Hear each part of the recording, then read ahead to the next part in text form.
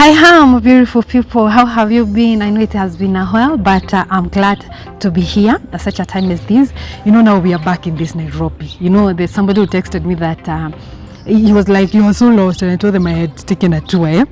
Europe via Kiambu, via the Degwa, and then now here I am, and it's like, welcome back. When you are away, we were taken from the freezer. Nairobi, we were taken from the freezer, then we were taken to the boiler, then we were taken back to the freezer, and now we are back to the boiler.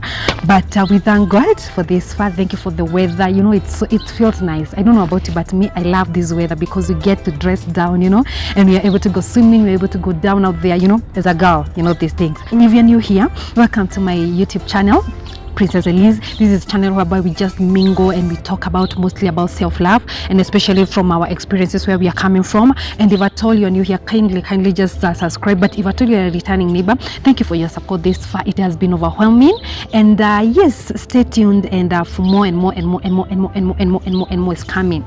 Karibuni sana. Thank you so much for your support. I just want to build on my last video. If at all you have not watched, just go back and just take a look about whereby we were talking with a very good friend of mine, the Njokis. We were talking about when to know is the time to leave the relationship that you are in.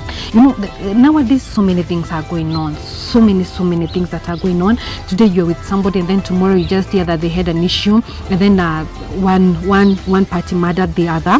Sometimes you don't have to wait until it gets to that level, until it escalates to that level. Sometimes nowadays we are kind of preaching the gospel of let us normalize being single. It's not a sickness, it's not a disease. It does not mean that it does not mean that you cannot succeed. It does not mean that it is not normal being single. But if at all I don't advocate living, but if at all it is something that you can actually work on, just go ahead and work on it.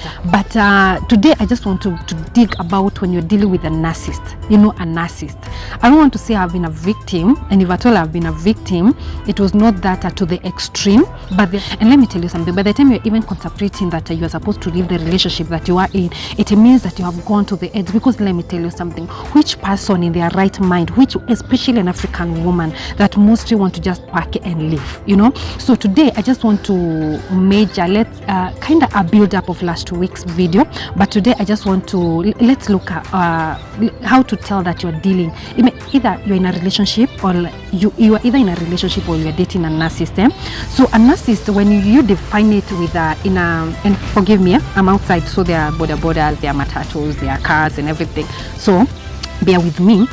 But what I can say is that in black and white, if you are to define with a narcissist, in simple terms, you just have to say that a narcissist is somebody who has excessive interest in themselves. They believe it's like the universe, the whole world revolves around them, and it feels that sometimes if you cannot cope with whatever they want, they just feel it's like a threat. They just feel is that you are here to serve me. That is the mindset of a narcissist. And most of the time, according to the researchers, they say that it is like it's not something that is inborn. It's the traits. These are the traits that you pick along the way, and actually it is a disorder. Narcissism is a disorder.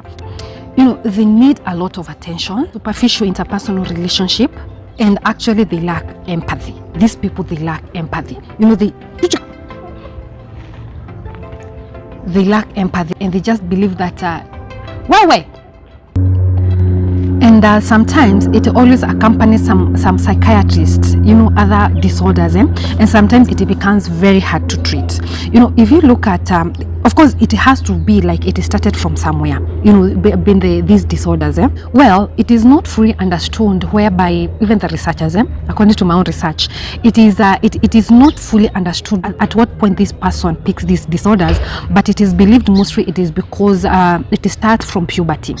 Mostly it could be either the parents or the people, the guardians that were raising these kids, they were too harsh on them, or they actually totally pampered them to a point whereby this person can no longer think straight on themselves. It could be this person is coming from a broken family, whereby like maybe divorce happened, and sometimes there are people that are not even divorced, but the way they are relating with each other is like a total broken down family. And so these people sometimes they just start like they start depending on themselves when they're very young. Their life becomes so hard on them, and so it's like they build a defense mechanism. And at some point, that when that's now you realize this person needs the validation. You know, everything has to revolve around me. On the other hand, you realize these people are kind of introverted, and they are actually very vulnerable. They are very vulnerable individuals. They feel they are more temperamentally sensitive individuals than others, and that's where now you realize the lack of empathy comes in. They actually overreact, the way you can just criticize, a very gentle criticism. They overreact. They feel it's like you're attacking them. They feel it's like you don't understand them, you know, and they actually they always feel like they are superior than other people, and mostly actually they're not even satisfied with themselves. But let me tell you something, this narcissist, one thing they actually, one of the character that they carry is that they have a certain charm. You know, they are very seductive. They're the kind of people that you actually fall for their character. Their charisma is the kind of charisma that actually it just lights up the room. They just come in and they just feel it's like your whole world. You're like, oof, where have you been, sweetheart? Here you are. Your confidence, it's very comforting. They just make you feel it's like you have hit the jackpot. It's like your search is like it's all over. So they have a way of they just come and reassure you of their affection. They reassure you of their love. This nice charm character is the character that makes us to, you know, it blocks the red flags. You cannot really tell this person has underlying issues, you know, because there is a way they have already charmed you. There is a way they have already put you in their cocoon, you know. So let's now look at the signs that you are actually dating a narcissist, or actually you have somebody that is a narcissist. Actually, I'm just going to talk about the nine, the paramount, like the Tom Dara cream, the 9 symptoms that are so visible when you're dealing with a narcissist. Number one, I can say is that these people lack empathy, or they lack the inability to recognize other people's feelings. You know, it's all about them. They smoothly overstep the boundaries of the other person. Everything has to revolve around them. You know, even if they have done something wrong, they just feel it's like you're the one who has actually wronged them. They devalue you, they humiliate you, they bend to whatever is going to suit them.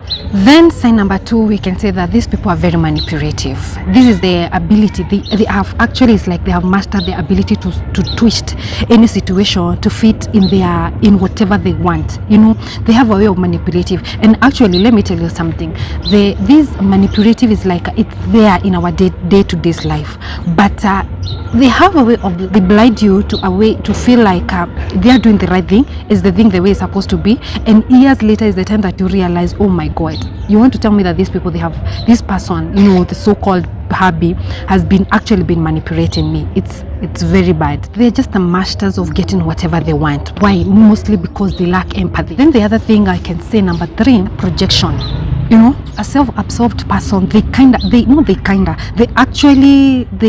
accuse you of whatever they are doing. You know, like a partner, if I told your partner is cheating, they will just come and I don't know whether it's because of their guilty conscience or they're trying to clear their conscience. They just come to you and they start accusing you that you are cheating.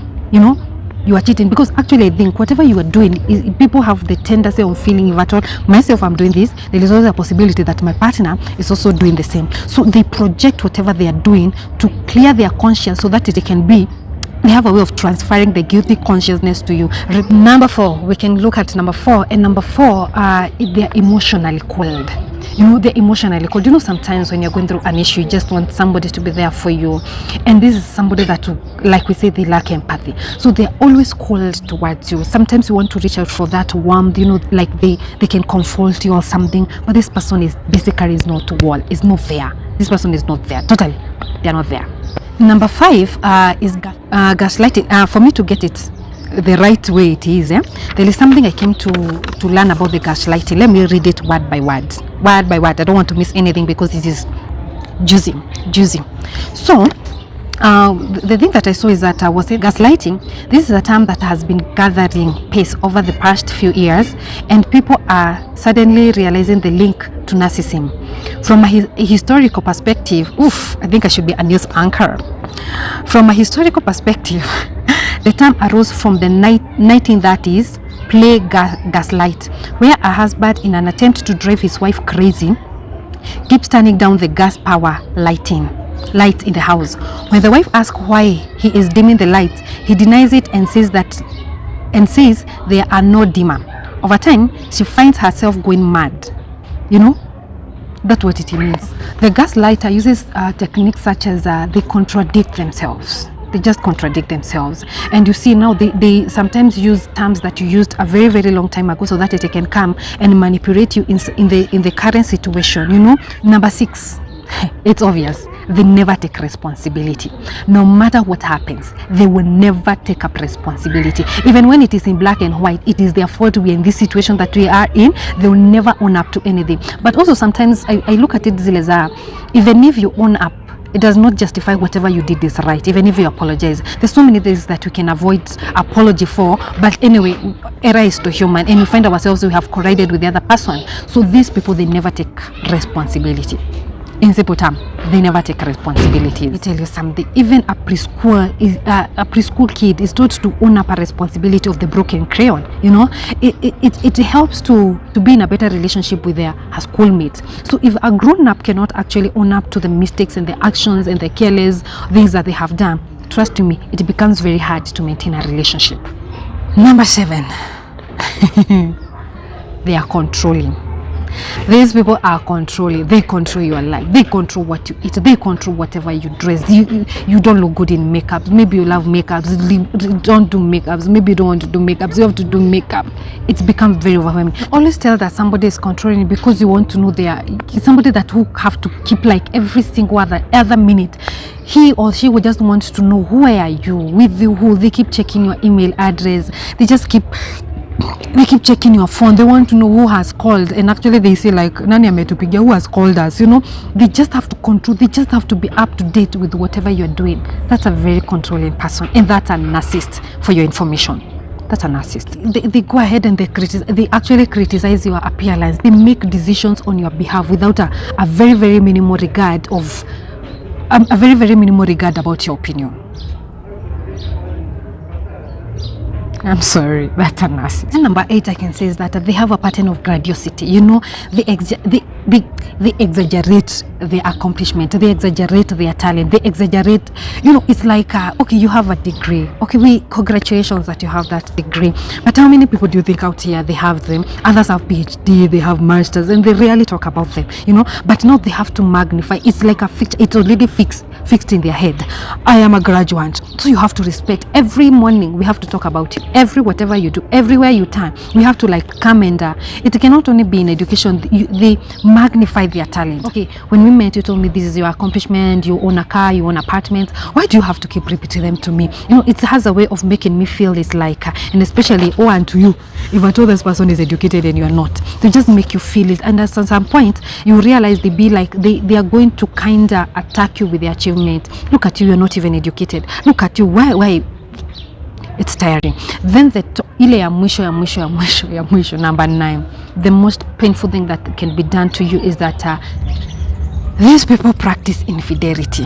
It's like the part of them. They just feel like I'm entitled to have more than one partner. What exactly are you telling me? It is a habitual act of betrayal. Now feel the unfaithfulness is something that, you know, they need to be admired by as many people as possible.